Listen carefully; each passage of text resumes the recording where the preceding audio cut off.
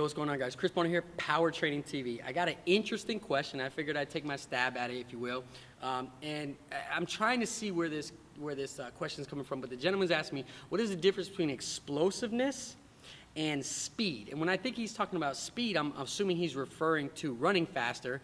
And when I think of explosiveness, I think of that all-out power, if you will, more of a one rep max jump or vertical jump, or some kind of explosive power in the upper body. That's what I assume he's referring to.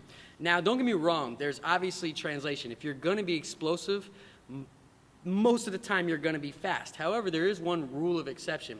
I actually ran track when I was in middle school, and there was a kid on my team who was amazing. I was more explosive than him, right? I like to refer to myself as a little more twitchy athlete, but he was a little more finesse. And what I mean by finesse was his running mechanics were just so efficient, even at a middle school level. His running mechanics were so efficient that he would beat me in the longer races. So the 100, the 200, he would actually beat me in those, although I had a higher or farther broad jump and a higher vertical jump. I was much stronger. I had much more power in my legs. But as far as his finesse went, he was a lot more efficient down the track. Now, what an explosive athlete translates over to is you're typically going to see a really fast start out of them.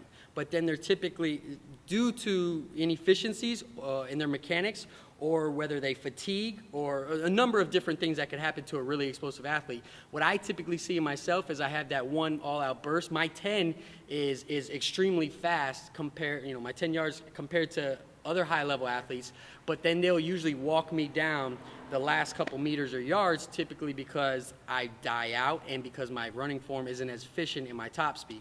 So I hope that answers your question, but yes, you can see some really explosive athletes that don't typically aren't fast over a period of time when it comes to running, but it does translate over onto it. An explosive athlete will be faster. So I hope that helps. I'm trying to clear it up for you guys. I'll talk to you next time.